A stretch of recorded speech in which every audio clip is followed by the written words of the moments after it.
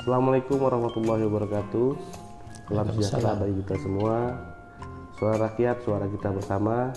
Alhamdulillah hari ini suara rakyat bisa bersilaturahmi dengan Kepala Dinas Kesehatan Kabupaten Natuna, Bapak Hikmat Aliansah, yang mana tema kita pada pagi hari ini yaitu pelayanan kesehatan adalah wajah dari pemerintah Kabupaten Natuna. Kita tahu pada tahun 2025 ini telah banyak beredar di media-media massa bahwasanya terkait dari pelayanan kesehatan agak kurang maksimal, baik dari kasus DBD, peningkatan kasus DBD yang tinggi di Kecamatan Midai, dan juga rujukan pasien dari Kecamatan Midai ke Rumah Sakit Natuna. Langsung kita sapa. Assalamualaikum warahmatullahi wabarakatuh. Waalaikumsalam warahmatullahi wabarakatuh. Apa kabar Pak? Alhamdulillah sehat luar biasa. Baik Pak, izin sebelumnya kita ingin diskusi ini Pak tentang pelayanan kesehatan di Kabupaten Natuna. Ya. Sejauh ini target dari Dinas Kesehatan sendiri Pak untuk pelayanan kesehatan di Kabupaten Natuna khususnya di tahun 2025 ini itu seperti apa saja Pak? Ya, tentunya pelayanan kesehatan di Kabupaten Natuna itu ada beberapa hal ya. Beberapa hal itu artinya pencapaian yang sudah ditetapkan oleh pemerintah itu dengan SPM. Dinas Kesehatan itu mempunyai 12 indikator SPM yang harus dicapai.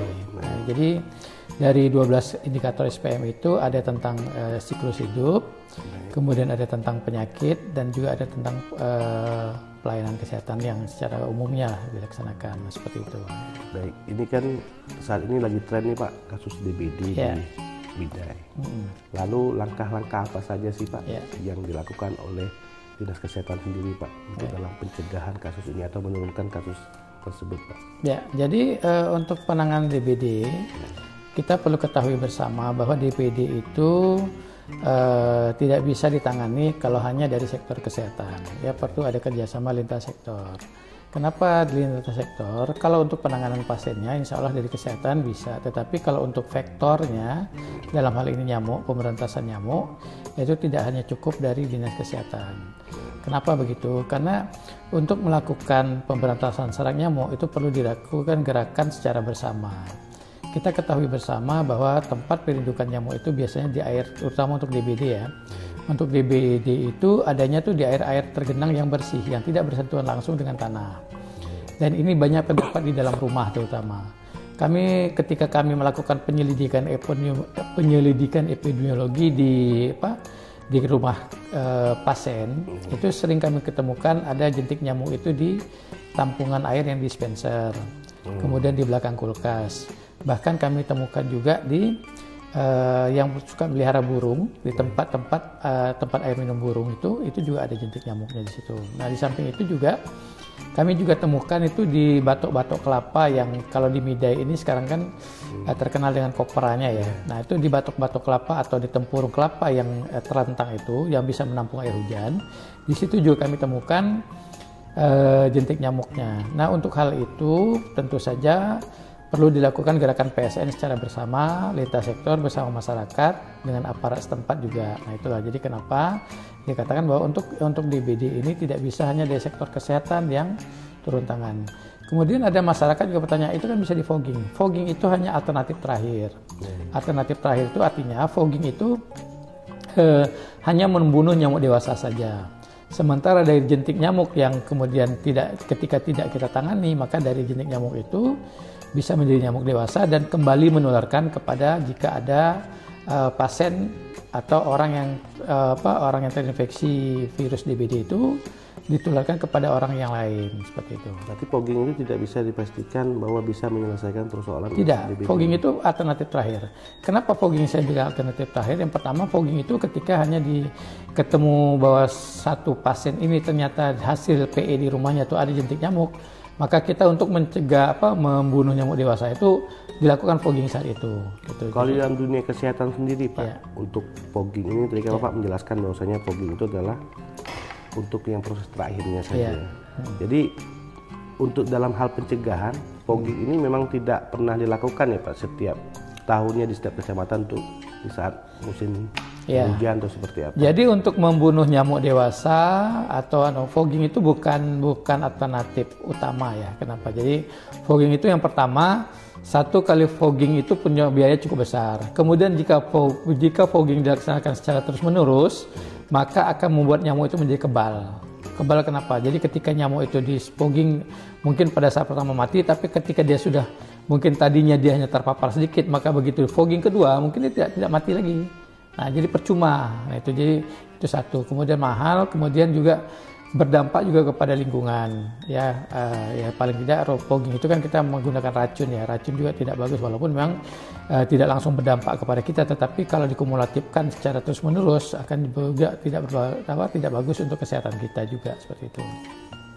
Untuk program-program edukasi lainnya Pak dari Puskesmas sendiri terhadap DBD ini, itu tiap tahun pernah dilakukan nggak sih Pak? Harus dilakukan atau tidak Pak? Ya, jadi sebenarnya teman-teman dari Puskesmas sudah melakukan, itu termasuk dalam rangkaian PHBS, Program Hidup Bersih dan Sehat ya.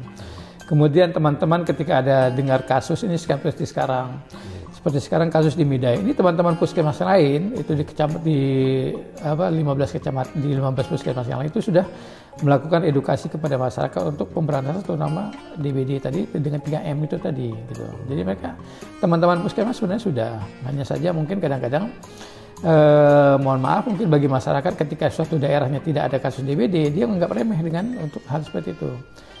Sehingga kenapa sampai di Midai itu terjadi kasus DBD? Yang pertama, faktornya ada di sana, ya faktor nyamuknya ada di sana. Kemudian yang kedua itu adalah masuk orang yang membawa virus DBD dari luar Midai ke Midai. Nah, ketika masuk orang yang membawa virus DBD ke Midai, maka nyamuk ini tadi menggigit orang tersebut dan nyamuk tersebut menggigit lagi ke orang lain sehingga terjadilah penularan. Nah, seperti itulah kenapa sampai terjadi penularan DBD di Midai gitu.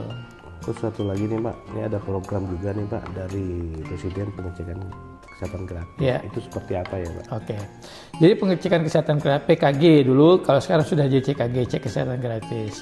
Nah sebenarnya CKG dan PKG ini kenapa di situ dikatakan cek kesehatan gratis dalam rangka ulang tahun adalah suatu apresiasi atau dari pemerintah pusat ya, dari Pak Presiden kepada masyarakat kita yang mungkin selama ini dia tidak pernah melakukan pemeriksaan kesehatan, maka pada saat ini dikasih hadiah, diberikan kado lah istilahnya, kado ulang tahun, agar dia dilakukan pemeriksaan kesehatan secara gratis. Kalau mungkin di tempat-tempat lain, pemeriksaan kesehatan itu banyak yang berbayar ya, kenapa? Karena memang belum UHC mereka. Berarti pas di saat ulang tahun mereka atau seperti apa? Ya kalau memang idealnya itu pada saat ulang tahun, tetapi kalau misalnya ada yang datang pun sebelum ulang tahunnya silahkan saja. Oh, diperbolehkan. Diperbolehkan. Jadi kemudian juga di situ kan dikatakan harus mendaftarnya pakai aplikasi Satu Sehat ya.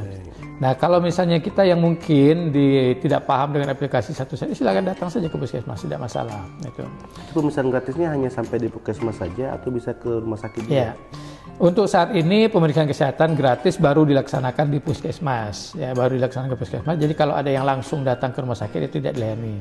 Kalaupun mau dilayani berarti pasien umum dihitungnya. Apa saja Pak yang diperiksa? Saya jelasin dulu. Ketika diperiksa kesehatan gratis di puskesmas itu ternyata ada harus dirujuk ke rumah sakit, itu tetap dilaksanakan secara gratis juga gitu loh. Jadi tidak harus mentang-mentang nanti hasil pemeriksaan kesehatan di puskesmas kami ternyata harus ada kolesterol kami tinggi atau DM, ada diabetes melitus.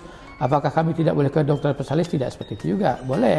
Boleh nanti yang berpikir rujukan itu dari puskesmas tempat gitu. Jadi ketika ini puskesmas menganggap ini perlu rujukan lebih lanjut, nah makanya puskesmas bikin rujukan. Oke, silakan dilakukan rujukan ke rumah sakit dan itu pun gratis ditanggung oleh BPJS ya.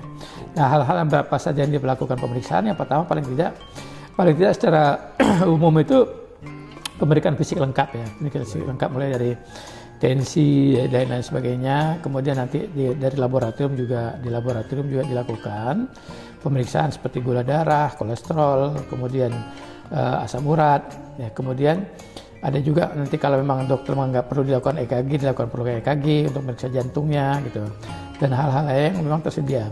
Cuman yang menjadi kendala sekarang adalah Awalnya dari pemerintah pusat itu menjanjikan bahwa BMHP, bahan medis habis pakai, itu dikirim dari pusat. Namun sampai sekarang barang tersebut belum sampai, dan itu juga dialami oleh beberapa kabupaten kota lain.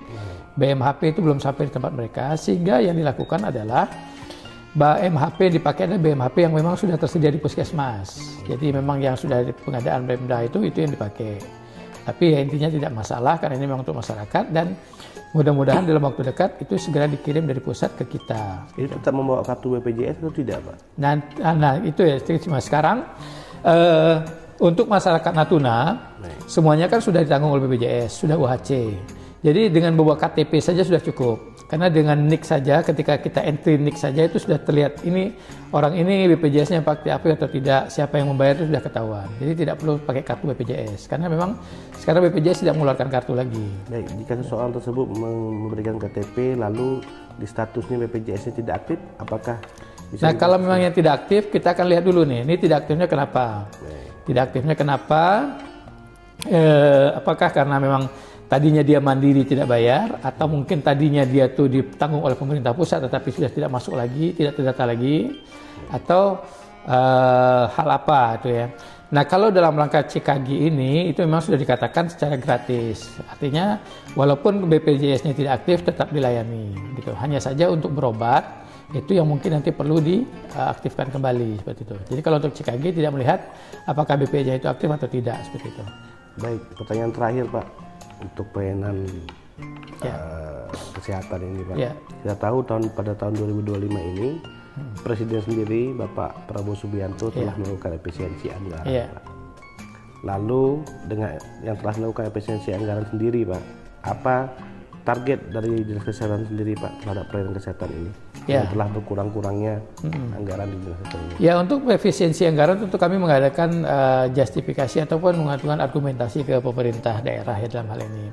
Jadi ada hal-hal yang mungkin yang tidak bisa diefisiensi, seperti yang pertama itu pengadaan obat-obatan. Itu kan tidak mungkin dilakukan efisiensi. Kenapa? Karena memang itu tidak boleh. Kemudian ada juga masalah kemarin cetak. Kemarin salah satu yang ada 16 item apa beberapa item itu yang harus dikurangi, salah satunya belanja cetak. Belanja cetak ini juga tidak bisa semua dikurangi. Kenapa? Saya ambil contoh kayak di rumah sakit. Di rumah sakit itu di ICU itu masih memakai kertas besar itu harus dicetak. Tidak bisa hanya ditulis di komputer atau di tempat biasa, tidak bisa. Jadi ada hal-hal yang memang harus bisa dikurangi, tidak bisa di kesehatan ini disamaratakan. Kemudian salah satu yang menjadi efisiensi adalah perjalanan dinas dalam daerah. Orang akan berpikir pertama mungkin perjalanan dinas cuma untuk happy-happy, tidak seperti itu untuk di kesehatan. Untuk rujukan pasien dari katakanlah dari Serasa, dari Pulau Laut, dari pendampingnya itu juga perlu SPPD.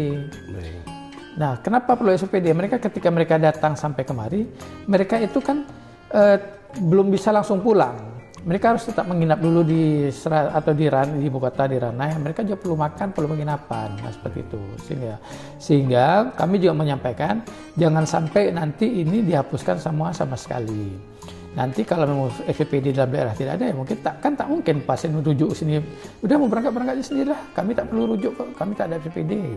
Kan tidak bisa seperti itu. Artinya memang untuk target-target yang ditetapkan oleh pemerintah kami usahakan tetap capai. Nah seperti tadi belanja cetak, kami punya 12 indikator SPM. Nah SPM yang kami 12 indikator ini ternyata semuanya perlu butuh belanja atau belangko untuk cetak, untuk menyampaikan apa seperti contohnya buku KIA, kemudian ada cetak buku kartu yang lain yang memang perlu dicetak, tidak bisa karena memang setiap orang harus punya satu untuk pencatatan SPM tersebut. Nah, artinya memang ada hal-hal yang bisa dilakukan efisiensi, ada yang tidak, nah, seperti itu. Baik, terima kasih Pak atas waktunya. Terima kasih kembali. Selalu. Semoga Semoga masyarakat kita tetap sehat. Kami berupaya untuk melaksanakan pelayanan secara maksimal, dan kami selalu memberikan, walaupun dengan anggaran mungkin ada ya beberapa hal yang dipotong, tetap kami berusaha untuk memberikan pelayanan yang maksimal. Terima kasih.